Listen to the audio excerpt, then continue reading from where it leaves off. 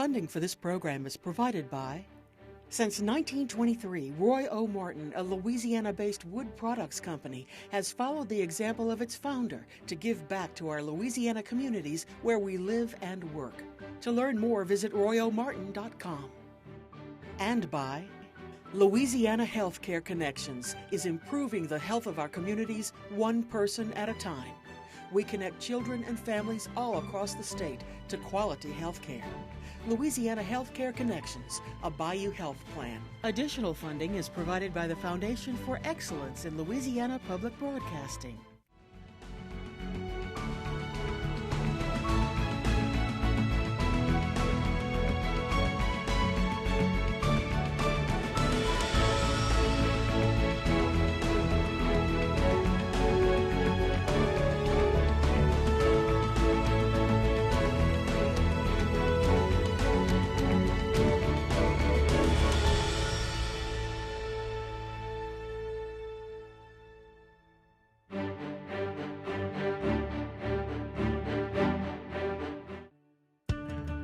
Joe Dumars grew up in the shadow of a city water tower in Natchitoches long before he was the toast of the town with the NBA world champion Detroit Pistons.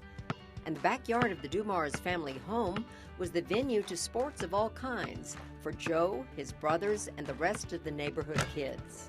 Talking about the arena. And it had a little hill, so you want a good jump shot, you would run and get to the hill and jump off that hill and shoot down at it. Yeah. We had some fun back there.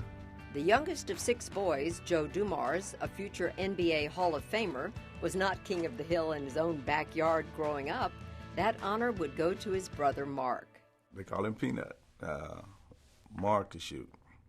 Joe and Mark would play every day. And you know when the game was over with because Mark came in crying. Mark used to take that last jump shot and turn around, didn't wait to see what's going on. He'd turn around, take off running. And Joe sat there and he'd watch it go in. Then he'd come after Mark. And he'd get Mark before he'd get in the house and Mark started crying. Joe crying because Mark done beat him, right. But then he want to jump on Mark because of that. So they both come in crying, you know.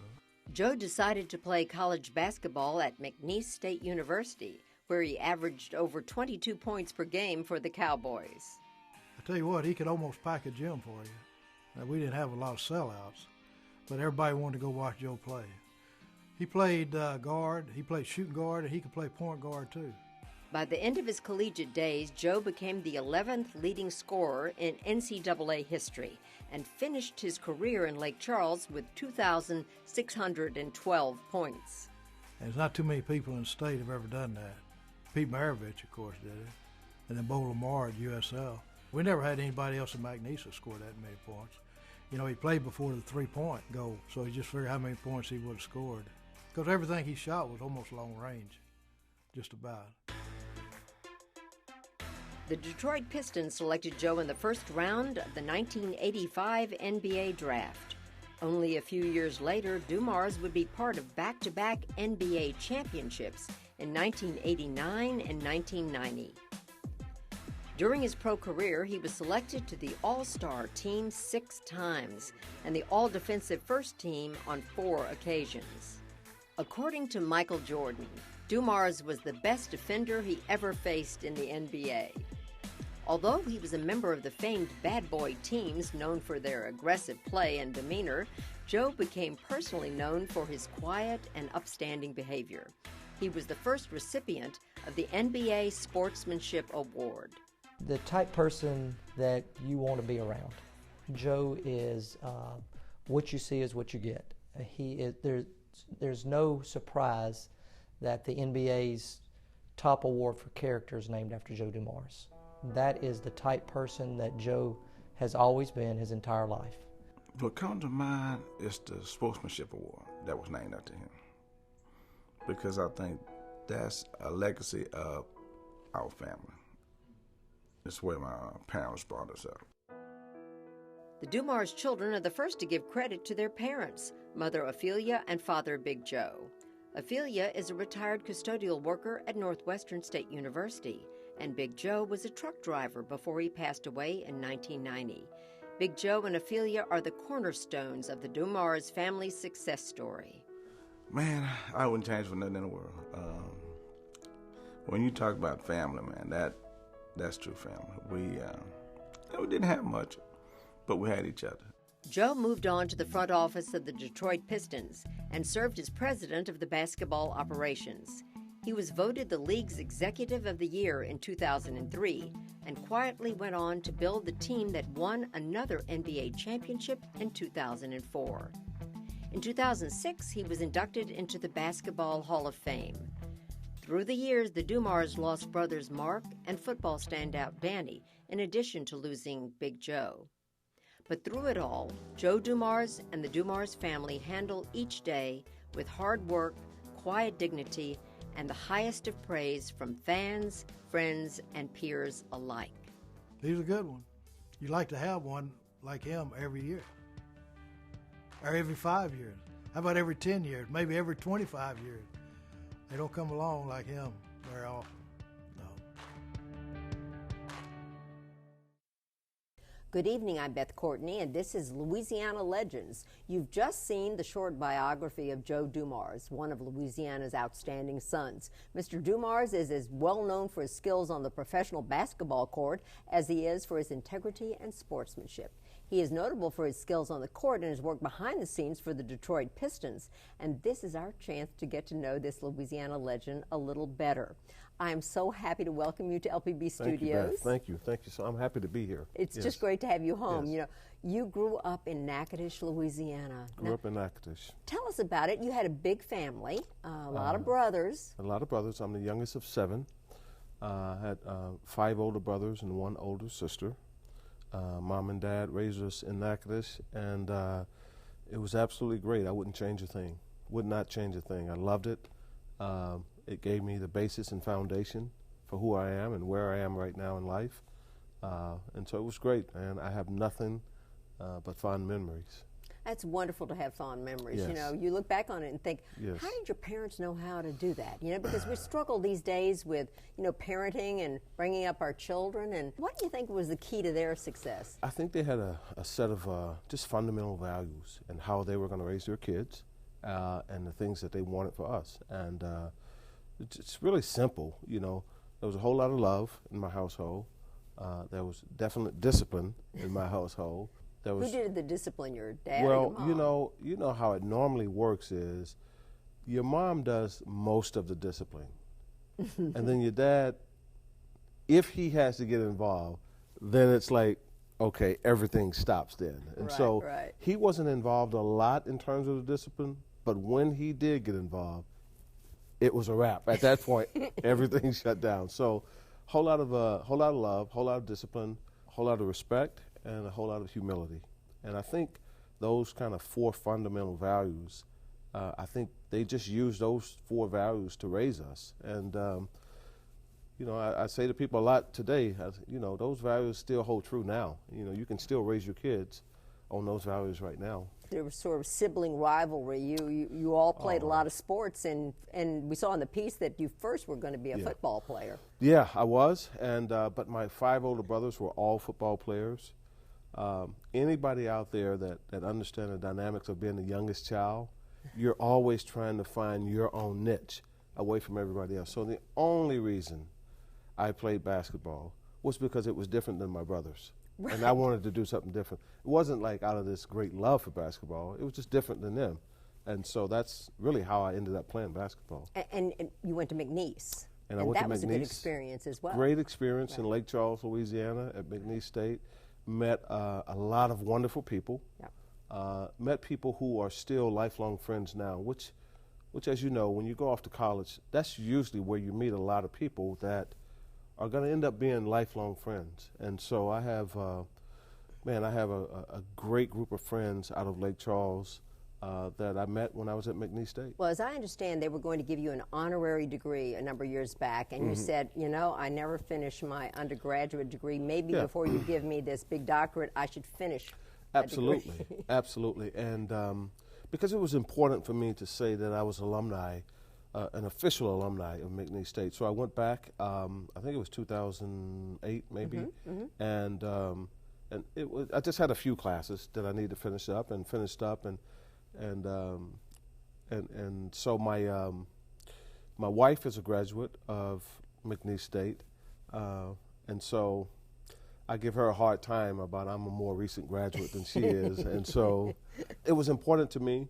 It was important for my for my wife and I, for our 2 kids to see this, how important it was.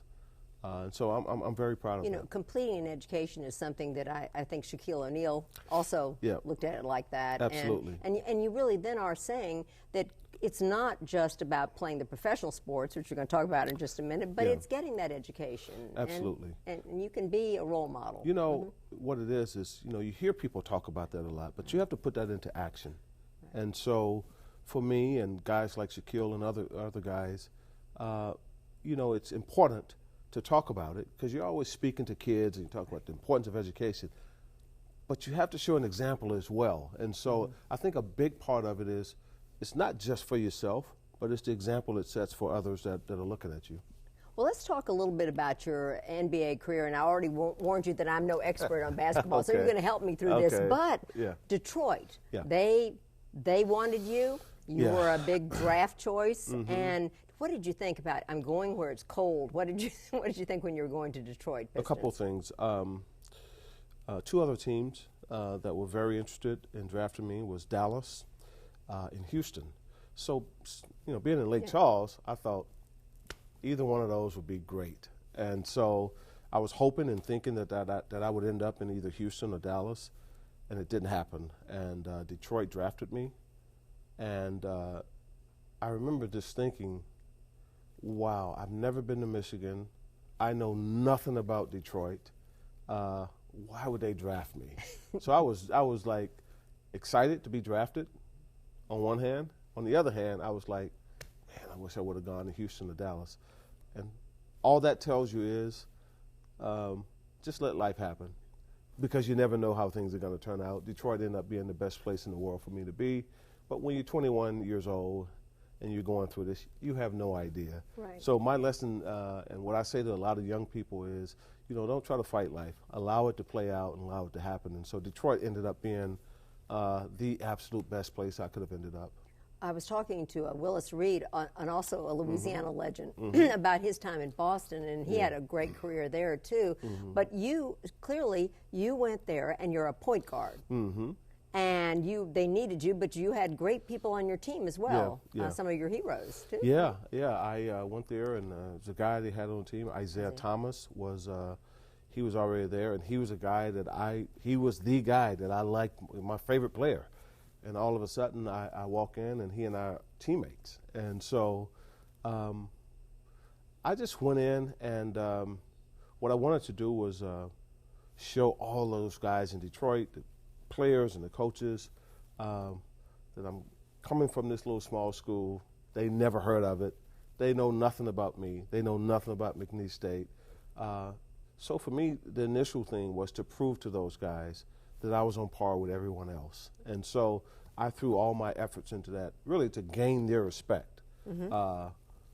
And that's where all of my attention was when I first got to Detroit. So hard work, too. Absolutely. Yeah. And that was something that was second nature for me. Growing up in Natchitoches with my mother and father who were hard workers, my older brothers who were hard workers. So that part really was easy for me. To go in and be a really, really hard worker. It was really easy for me. And it also allowed me to gain those guys' respect immediately. And that's really what I wanted, especially coming from a small school, from a place that none of them had ever heard of. You know. Well, you certainly gained their respect, and you went on to win the whole thing. Yeah. Twice. Yes, we did. And it was, in the world of sports, I will say this, is that to become a world champion is the epitome in your profession. And it's what everyone strives for. And so I felt fortunate, I felt blessed, I felt excited. You have all these range of emotions that you go through when you become a world champion. And so, you know, for me, at that point, you start reflecting a little bit and you think, wow, this is a long way from Natchitoches. This is a long way from Natchitoches. But you remember your roots. Right. You remember what got you there. You remember those those foundation principles that your parents raised you on, and you know, the main thing, and I say it's a lot of kids, is maintain your humility when you reach that peak. When you look back on that time, do you remember any one moment where you say, oh, let me remember this moment for all times because this is just incredible? The first night we won the championship, our first championship, we were in Los Angeles, and I remember, you know, at the game, on the front court, down on the seats, down on the court, I just remember seeing all the movie stars, Jack Nicholson and all these people at the game. And I remember just standing there looking at all of them and thinking, once again, this is a long way from Natchitoches right here. Not in Kansas anymore. Yeah. No, Dorothy, we are not in Kansas. So I think that particular night we won it. Me looking at all the movie stars I grew up watching on television, I think that was the most surreal night moment that I had. Well, you know, there was a team, sort of the bad boys of your team they talk about. Yeah. And I look, you know, at somebody like Dennis Rodman and think, gosh, you and Dennis Rodman played together? I mean, you were so different. Yeah, that's the thing about sports. So that I will say this, the really good thing about sports is this, is that it takes all types of personalities to mesh together. And really in sports, you don't want a homogenous type of team. You don't want a team with just all the same type of personalities. It takes a mix of talents and personalities. And Dennis obviously had a different personality than I had. But I think it all worked well together because we had a common goal, and the goal was to become world champions. Right. Now, once the game was over and everybody went their private lives away, it was night and day, you know. Yeah. But on the court, you could bring all that together. And like I said, we had a cast of characters that was absolutely amazing. And it would probably, the story of those guys would probably have to be told on a different station than public television. But it was a cast of characters on that team. Well, you know, the interesting thing for me is that there's a prize, an award now for sportsmanship, and it was named, you won it, and then it was named for you. Was that just a wonderful honor? You know, it was, and it is, and it's one that I cherish because I always tell people that award should say Mr. and Mrs. Joe Dumars, meaning my mother and father, not myself. My father's Joe Dumars as well, because that award really is about them. It really is about the way they raised 7 kids, the values they instilled in us, and being able to maintain that sense of humility and balance and respect for other people. You're not just born with that. You have to learn that. And the place that I learned it was in Natchitoches with my mother and father, and how they just instilled that in us about hard work and respecting other people. Well, when you moved from being a player to being in the front office, managing the Detroit Pistons, I mean, was that a big leap? Because then you had to begin you were sort of the father figure, if you will, instilling this in new players coming in, I guess. Yes, it is. And it was a huge jump for me because normally what happens is you play, you retire, and there's years that go by, maybe before you become the manager and you run the whole team. There was not that for me. What happened was I retired, and within just a few months, I'm in charge of the whole organization. And so most of those guys who were still on the team were my teammates. These were my friends. That's and all tough. That is tough. Yeah. To go to be from like basically coworkers to all of a sudden you're in charge. And so there's a real delicate balancing act of doing that. But, you know, once again, treat people the right way, be fair with people, you know what I'm saying? Well, you know, you think about it, everyone makes so much money these days in professional sports. Yeah. I mean, what do they have to complain about? You would be surprised, though. You know, when I talk about that, you know, it's just if you can just put if people could just put their egos aside, if people could put their own personal agendas aside, if people can put their ulterior motives aside, those are all the things you end up dealing with irrespective of the money. You know, so you look at this money, you think, man, what is there to complain about? But you know how life works. Nature. Human nature kicks in, Right.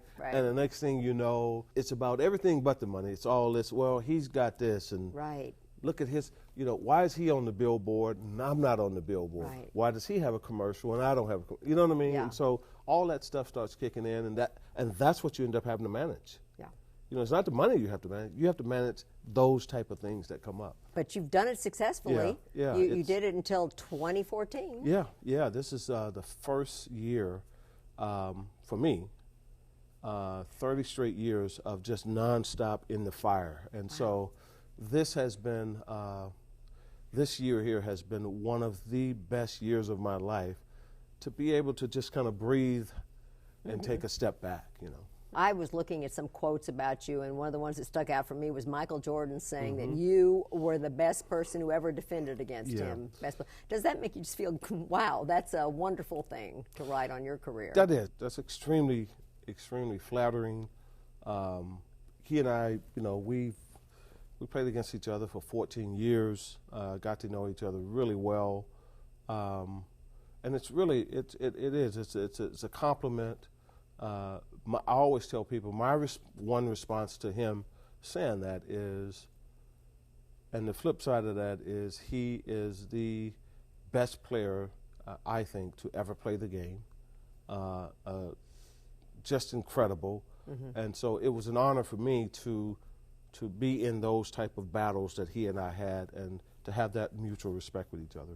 When you look at the game of basketball going forward, it seems like now there's so many people who are 7 feet tall. I mean, how can an ordinary young person, you're tall, but you're what, 6'3"? 6'3", yeah. And then that's short these days. That's extremely short. Yeah, in that world, yeah.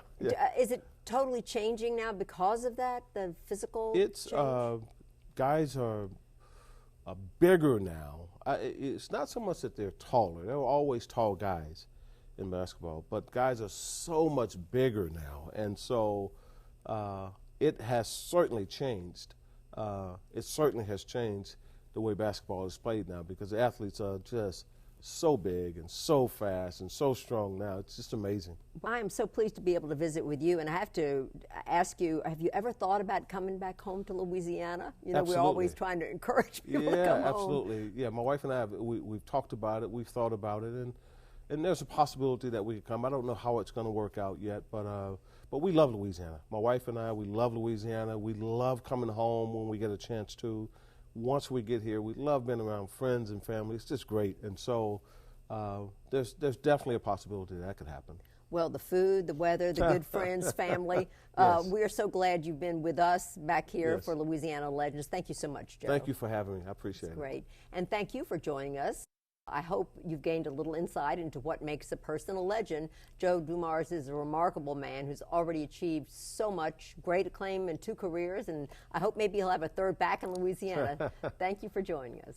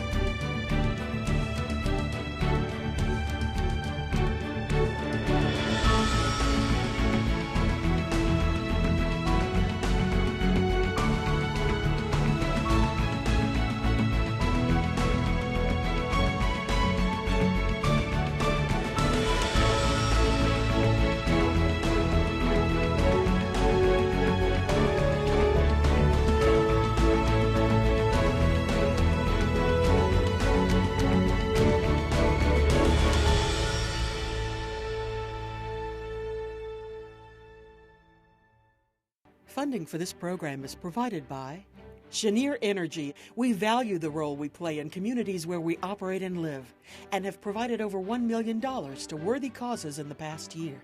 Cheniere Energy looks forward to continuing our relationships with our neighbors in Southwest Louisiana. And by the Louisiana Lottery proudly honors LPB's 2015 Louisiana Legends with over $3 billion in proceeds benefiting K-12 public education. The lottery celebrates all the ways we give Louisiana a reason to smile. Calvin Braxton, Natchitoches Ford Lincoln, serving the community for over 20 years and proud to be one of the premier dealerships in central Louisiana, is also pleased to underwrite Louisiana Legends and Louisiana Public Broadcasting. For a copy of this program, call 1-800-973-7246 or go online to www.lpb.org.